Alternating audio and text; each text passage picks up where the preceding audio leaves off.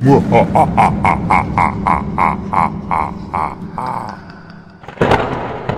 sa inyo, YouTube. Welcome to J Mike's TV. Magandang gabi. At ang oras natin ngayon ay 7:51 PM. Nakikita nyo naman. Magandang view. At medyo maluwanag pa. Ang sunset natin ay banta sigurong mga 8:15, tingin ko. Pero tama ako dun. Nahinaan ko lang yung volume. So, ayun guys. Guys, muna tumay ko saglit. So, meron tayong okay. So, guys, meron tayong food trip. Chippy and luto ni Mrs. na masarap. So, Goosebump, top 5 again. Top 5 ghost caught on camera. Grabe ang takot ng mag-ina sa nakita nila. So, guys, huwag natin patagalin to. So, let's play. Panorin na natin ang sabay-sabay. Para lamang sa mga taong matatagang loob dahil maaari itong magdulot ng disturbance sa inyong mahimbing na pagtulog. So, Milo ba? Top 5 ghosts caught on tape. Tape pala. Table for one. Magsisimula sa trabaho si Dustin sa diner malapit sa Appalachian Mountains. Lagi siyang nauunang dumating sa restaurant para ihanda ang lahat ng kailangan sa opening. Dahil mag-isa siya, nakaugalian niya makipag-usap sa kaibigan niya via Snapchat para libangin ang kanyang sarili at mabawasan ang kanyang takot na nararamdaman. Habang siya ay nakikipag-usap, may mangyayari na hindi inaasahan na siguradong lalong magpapakabog sa dibdib niya. No, because I'm freaking the fuck out, guys. So I just Snapchatted my friend, right? And I like walked through, and now the fucking alarm's going off.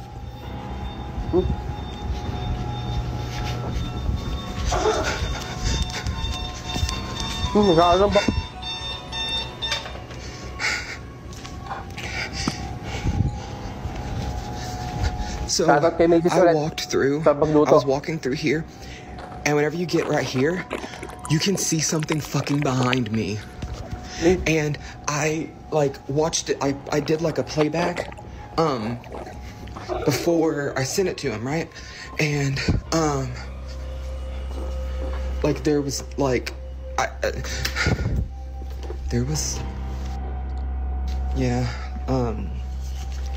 just got to work and I feel like all day today I felt bad. Honestly, it's last like a little bit. I felt bad, and I don't know. I just like I feel like I need to go to the doctor, but like I'm constantly just like nauseous, and I don't really know why. Like I have tried to like take medicine for it and stuff, but I don't know. It doesn't seem like it really. I feel like all day today I felt bad. Honestly, it's last like a little bit. I felt bad. Nakita ko mukha eh. And I don't know. I just I feel like I need to go to the doctor, but like I'm constantly just like nauseous, and I don't really know why. Like I have tried to like take medicine for it and stuff, but I don't know. It doesn't seem like it really does anything. I just I feel like I need to go to the doctor, but like I'm constantly just like nauseous, and I don't really know why. Like I have tried to like take medicine for it and stuff, but I don't know. It doesn't seem like it really does anything. And then whenever I go and I'm just like laying down and stuff. Nakita mo ba yun? Habang siya ay nag-iikot sa restaurant at nakikipag-usap sa kaibigan niya, bigla na lang siyang may nakuha ang figura sa dinaanan niya. It looks like a dark cloaked figure na nakamaskara. Comparable ang entity na hagip niya kay kamatayan. Ito ay may maputing mukha at sobrang itim na mga mata. Bukod doon, ilang beses din na may lumabas na disembodied voices sa video niya. I felt bad. To something. Hindi malinaw ang boses pero parang sinabi nito na hi again. Something. Bata. Parang bata siya. Pero hindi pa pala dito nagtatapos ang mga pangyayari. Matapos niyang kumuha ng kape, muli siyang bumalik sa mismong diner hanggang that if you wanted to swing by and say hey, like you could. Oh, I can't see shit. I also hate that they always keep this room so fucking dark. Like, come on. Uy. Oh, I can't see shit. Dito. I also hate that they always keep this room so fucking dark. Like, ayun. Grabe. Anyways, yeah, if you wanted to swing by and say hey, then you could. Nagpakitang muli ang dark cloaked figure sa likod niya. Hindi ito gumagalaw at pinagmamasdan lang siya. Naging tuloy-tuloy pa din ang pagpaparamdam sa kanya. Posible naman din na makitayang Niya ng espiritu sa restaurant. Pero ano sa tingin nyo? Is it a ghost or an elaborate hoax? Nasa inyo na ang pagpapasya. Ito siya nakamato lang. Kasama niya. Dogs can sense or see something humans can't. Mas sensitibo sila sa paligid nila, especially sa mga paranormal. Ito mismo ang nangyari sa video na to. Ang kuha sa CCTV ay nangyari nito lang ika-6 ng Pebrero sa El Salvador. Maririnig mo ang malakas na tahulan ng mga aso dahil sa nakikita nila. Pagkatapos noon, ito ang nangyari.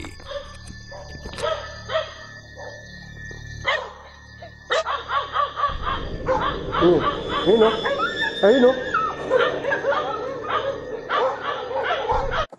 Guys, legit talaga yan guys. Kasi CCTV yan tapos nakikita pa ng aso eh. Kasi yung mata ng aso, kakaiba sa mata ng tao talaga yan eh. Tignang mabuti ang screen. May humanoid CCTV figure ang makikitang maglalakad mula kaliwa pa kanan. Ito ay hugis tao na may transparent na katawan. Ang entity ay nilapitan ng mga aso at halos atakihin pa nga ng isang aso ang humanoid being. Ang entity ay bahagyang nag-react sa paglapit ng aso sa kanya, pero ito ay tuloy-tuloy pa din sa paglalakad. Kahit ito ay nawala na sa frame ng camera, diretso pa din ang pagmamasid ng mga aso dito. Ano sa tingin niyo ang nangyari? Ito ba ay glitch sa CCTV o totoong multo na nakuhaan sa camera? Kayo na ang humusga. The Swing. Ang playground ay isang lugar na pinupuntahan ng mga bata para maglaro, maglibang at magsaya. Dito din na-develop ang ilan sa kanilang social skills dahil nakakasama nila ang ibang mga bata sa palaruan. Pero sa videong ipinaus ni Nadia, hindi lang pala mga bata ang naa-attract dito.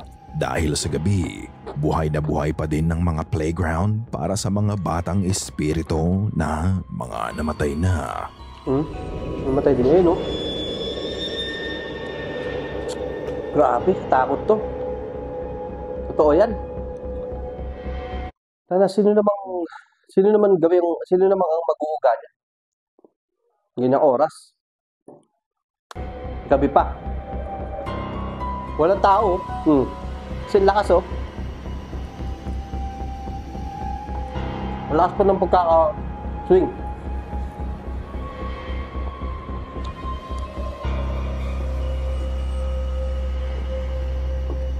Isang gabi, napagpasyahan ni Nadia na mag-park malapit sa playground.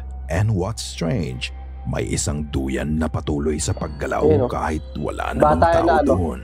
Namatay din Ayon siguro. kay Nadia, walang hangin ng mga oras na yon kaya walang dahilan para gumalaw. Yun lang gumagalaw, yung ano lang, siso lang. Yan. Pero itong hangin, wala.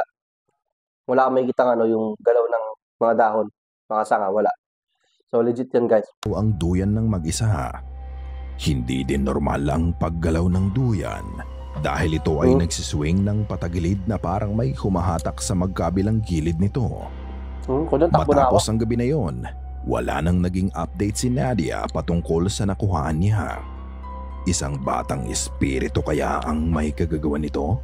Ikaw na ang bahalang humusga. Blood-curdling scream. Para sa mga magulang, gagawin natin ang lahat para lang maprotektahan ang ating mga anak sa kahit anong paraan.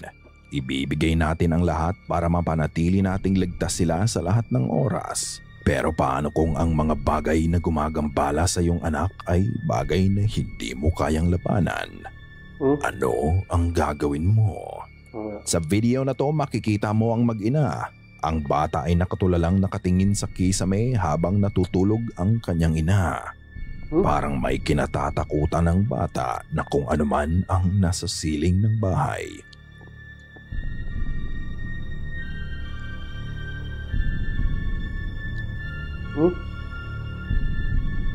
Grabe, nakikita ng bata, hindi nakikita ng nanay. Natakot yung bata, grabe. Walang iya.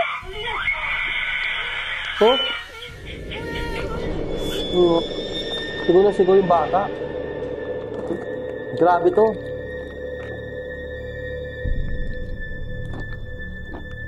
Sa simula nakatingin ang bata sa kanyang ina hanggang sa makita nito kung anuman ang nasa kisame. Makikita mo talaga ang takot sa mga mata ng bata nang magising ang kanyang ina. Napatingin din siya sa kanilang kisame na parang nakita din niya ang nakikita ng bata. Agad naman niyang hinarapan ang anak niya nang bigla na lang mapasigaw ang bata sa takot. Mumurahin siya. Sino mga nakot sa bata na? Magmumurahin siya. Hinila niya ang bata papalapit sa kanya at inakap. Tinakpan din ng bata ang kanyang mga mata para hindi niya makita kung anuman ang kinatatakutan niya. Saka pa lang ito kumalma. Parang may sinister being sa kisame na talagang magpapakaba sa kawawang bata. Ano sa tingin mo ang nakita ng mag-ina sa kisame ng oras na yun? Wala na din naging update tungkol dito. But I hope okay lang ang bata ngayon at sana hindi na bumalik pa ang nakita nila nung gabi na yun. Music Toy. Ang susunod na video na inyong mapapanood ay nanggaling kay Sarah. Isang gabi habang siya ay nagpapahinga sa sofa sa kanilang living area, bigla na lang tumunog ang music toy ng kanyang anak. Ayon sa kanya, wala namang unusual na nangyayari sa bahay matapos nilang lumipat dito. Madalas ay may mga kamag-anak pa nga silang bumibisita doon kaya palaging maingay sa bahay. Matapos niyang marinig ang music toy na tumutunog ng mag-isa, pinuntahan niya ang kwarto ng kanyang baby. My daughter's been asleep for 2 hours.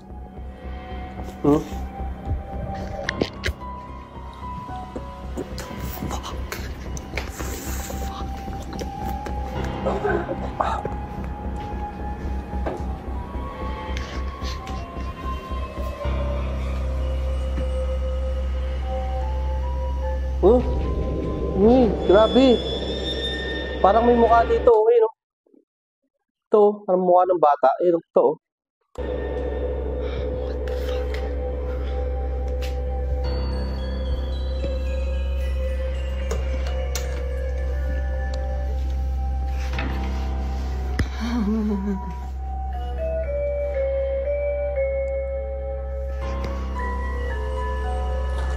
Copyright to, copyright. She's all the way over there.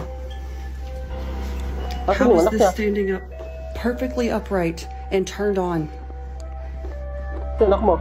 She can't reach that.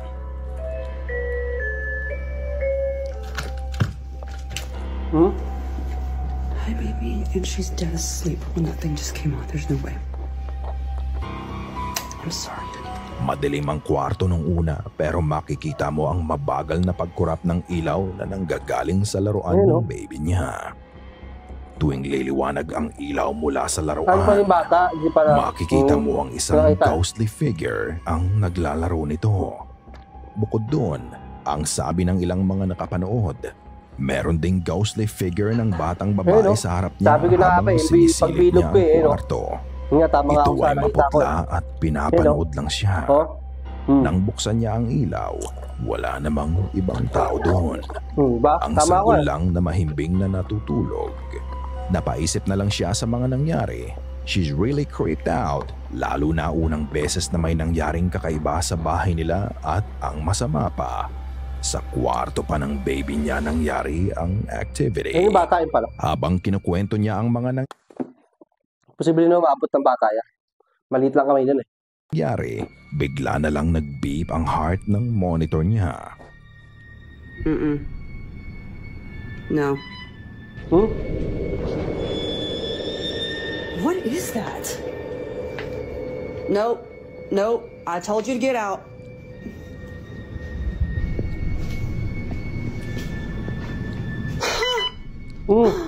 My fucking heart monitor battery just drained. Hinigop yung My bata. sensor battery just drained. That's what's going off right now. Para makapag-manifest ang espiritu, kailangan nila ng enerhiya na pwede nilang paghugutan ng lakas. Hinigop nga ba ng nagpaparamdam sa bahay ang energy mula sa battery ng heart sensor niya? Kayo na ang bahalang humusga.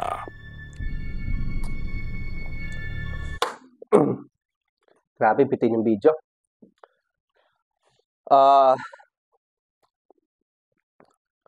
Ayun, tapos na. Sana naman nagustuhan niyo yung video. Sana, please, huwag niyo kalimutan mag-like at mag-subscribe. At i-follow ang aking YouTube channel. At